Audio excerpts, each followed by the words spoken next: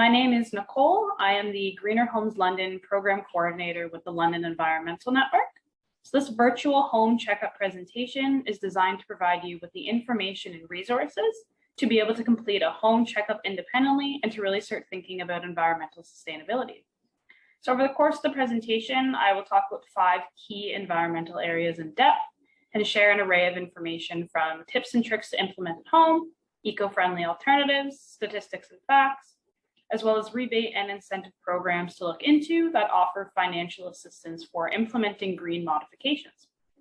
The majority of this information was pulled directly from our sustainability guide, which I will link in the description of this video. I will also include other resources and links in the description that will provide you with additional information. So whether sustainability is brand new to you, or if you've already implemented green modifications at home, this presentation has something in it for everyone. I will begin by focusing on 5 key areas, beginning with energy use, then water conservation, waste reduction, biodiversity, and then end with transportation. The average London home emits 10.5 tons of emissions per year, and 40% of that comes from natural gas and water heating. There are a few ways to reduce that energy use. For one, you can improve the actual heating and cooling systems by getting a high efficiency furnace and air conditioner. For those, you're looking for efficiencies that are greater than 90%. As well, getting a furnace with a DC motor as opposed to an AC motor is a more efficient option.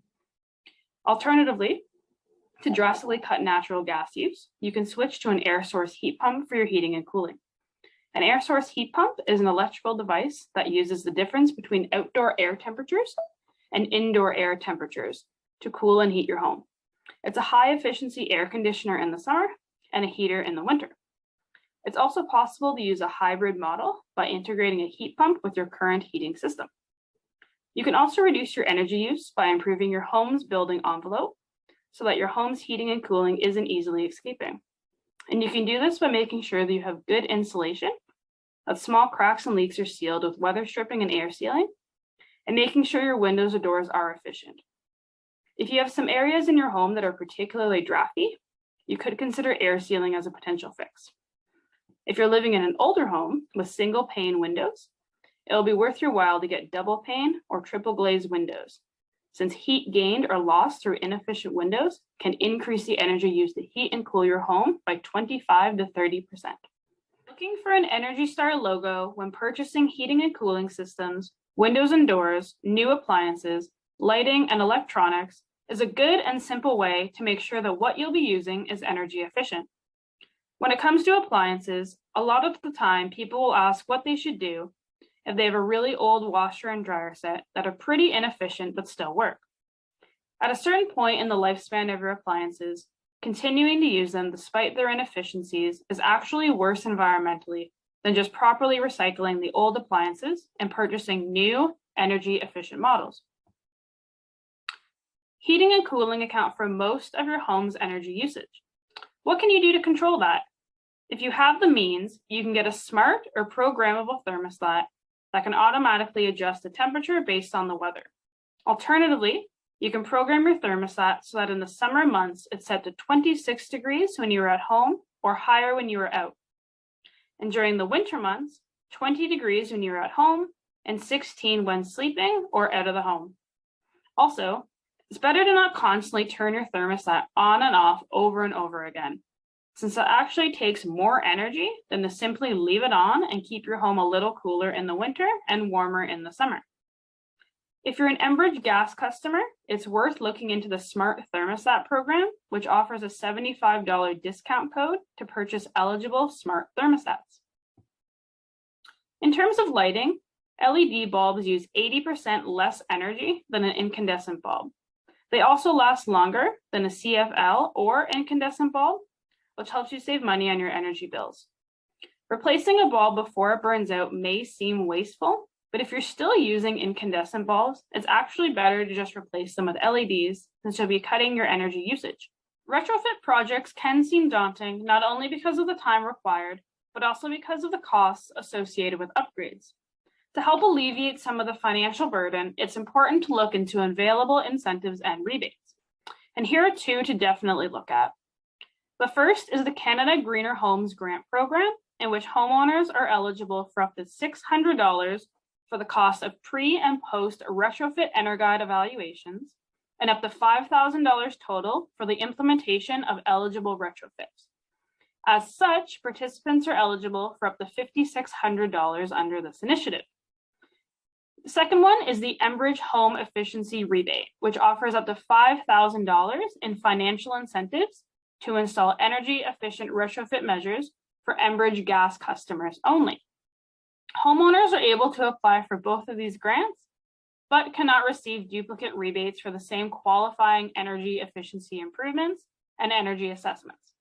In other words, a homeowner cannot apply for rebates for the same things. There are other programs to also look into that are based around income. One is the Enbridge Home Winterproofing Program, which offers free upgrades to help reduce energy costs. If your home and household income levels qualify, you will get free insulation, draft proofing, and a smart thermostat, which can help to reduce energy costs by up to 30%. Another one is the Save on Energy Home Affordability Program, which offers energy-saving upgrades tailored to the specific needs of a home at no cost. There are numerous free upgrades available with this program, including Energy Star certified LED light bulbs, high-efficiency shower heads, energy-efficient refrigerators, window air conditioning, and weather stripping. Another one is the Ontario Electricity Support Program, which is quite different from the previous programs as it reduces the cost of household electricity by applying monthly credits directly to bills. The amount of the credit is dependent on how many people live in a home and the combined household income. You can apply for this program at any time as there is no application deadline, but the sooner you apply and are accepted, applications generally take between 6 to 8 weeks to process, the sooner you will receive the on-bill credits. And there's also the Low Income Energy Assistance Program, which is also different from the previous three. This assistance is strictly for individuals who are behind on their electricity or natural gas bills, or in arrears and may be facing having their service disconnected.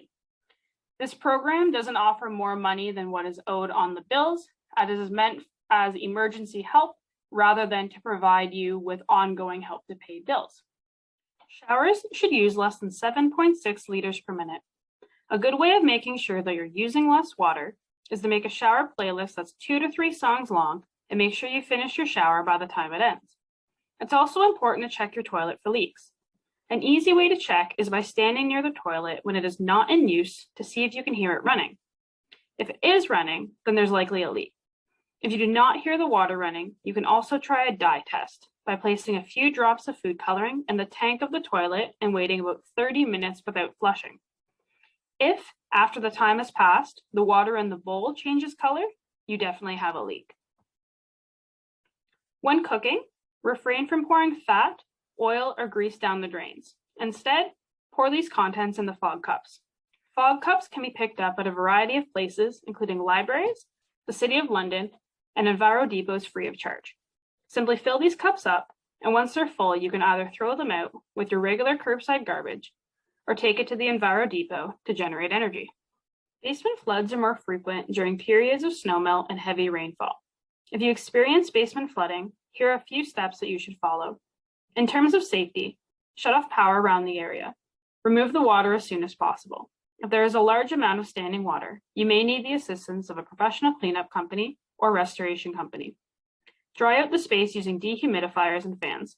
This will move the air around, discouraging the growth of mold and mildew.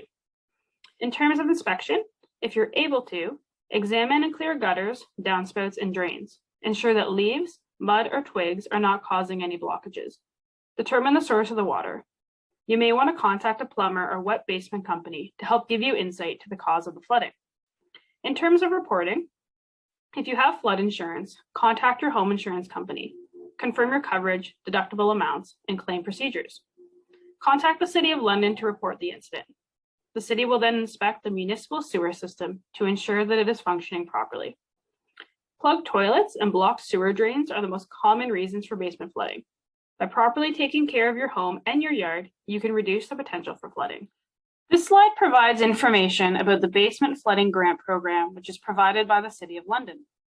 This program provides financial assistance for homeowners so as to decrease the likelihood of basement flooding. The program is designed to assist with the costs associated with disconnecting weeping tiles from the city's sewer systems, as well with the installation of a sump pit, sump pump, and backwater valve. So here are some helpful tips to help reduce food waste. Buying in bulk may seem like you're getting a discount, but when you're purchasing more perishable items than you need, your food and savings are wasted. Try going grocery shopping more frequently throughout the week and buying less each time. Also remember to check the expiration dates of items before you purchase them so that you're not throwing things away before you have the chance to use them. Leave a sheet of paper or a notepad in your kitchen and then write on it the items that you need when they run out. Bring reusable bags to the store and try to refrain from using plastic bags as much as you can, especially for items such as produce with protective skins, including bananas and avocados. Plan your upcoming meals to prevent food wastage and also check your kitchen before heading out to the store to prevent purchasing items you may already have.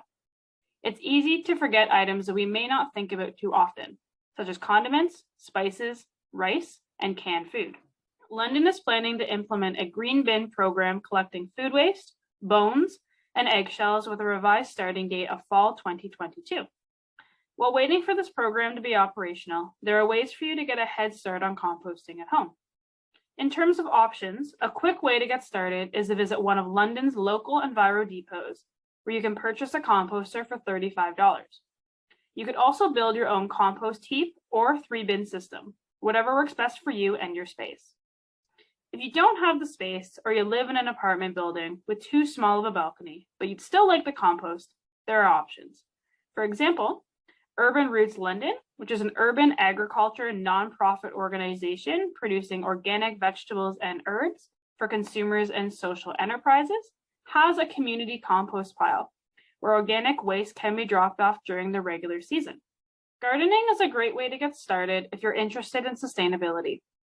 Whether outside of a home or on an apartment balcony, a garden requires the same care, such as ensuring that there is enough direct sunlight, enough watering, and covering the soil in your pots with mulch.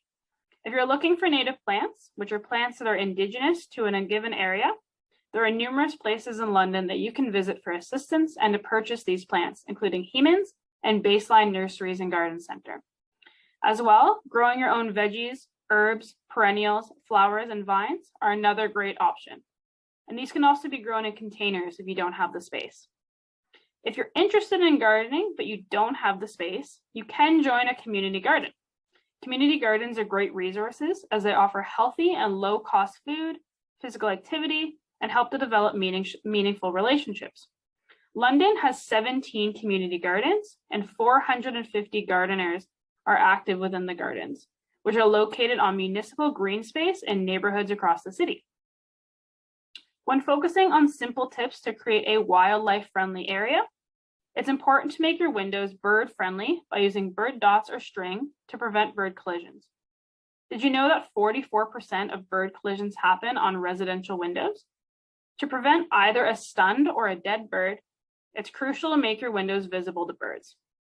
It's also important to keep outdoor cats on leashes to prevent them from attacking a bird or picking up a stunned bird that has landed on the ground. It's always a good idea to find alternative modes of transportation, especially if your destination is 3 kilometers or less away. Walking, cycling, or using public transportation are great alternatives to driving a car. Some other tips that can help you get outside include putting in headphones and listening to your favorite album or podcast. You'd be surprised at how fast time goes when you're not focused on the destination. Grab a friend and go for a morning coffee walk to catch up. Find a scenic location and set a goal of walking there a few times a week. If you've got a pet, take them with you. There are over 350 kilometers of bike paths, lanes, and cycle tracks available in London for your cycling needs. If you're in the market for a new vehicle, consider purchasing an electric vehicle. To help with the higher cost of zero-emission vehicles so that more individuals are able to adopt this clean technology, there are programs available which offer financial assistance. For instance, the federal government offers point-of-sale incentives for consumers who either buy or lease eligible zero-emission vehicles for at least 12 months. The government website includes a list of eligible vehicles, so make sure you're checking that out beforehand so that you're not missing out on this incentive by purchasing an ineligible vehicle. There is also the Plug and Drive Used Vehicle Incentive Program, which is definitely worth checking out. In terms of next steps, check out the resources in the description of the video, one of which is our sustainability guide, which is a much more comprehensive version of this presentation. Be sure to also look into additional incentives and rebates that are available. There is a lot of financial assistance available, which can help you on your sustainable journey and help offset the costs of green modifications and retrofit projects. Complete the action item sheet, which is also in the description below.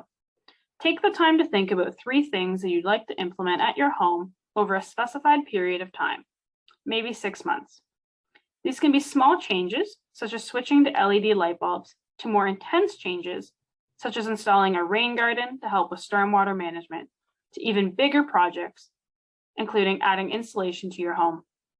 Do some additional research to find out how large of an impact these changes may have on your home and to get a better sense of the associated costs. Lastly, book an EnerGuide audit with a registered energy advisor. Energy audits are comprehensive assessments of the efficiency of your home or building. Energy advisors come to your home in order to assess and identify key areas for improvement. They then offer a range of upgrades to help improve your comfort, health, and energy savings.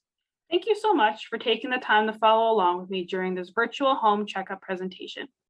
If you have questions or you'd like to chat about sustainability, please feel free to contact me or Greener Homes London.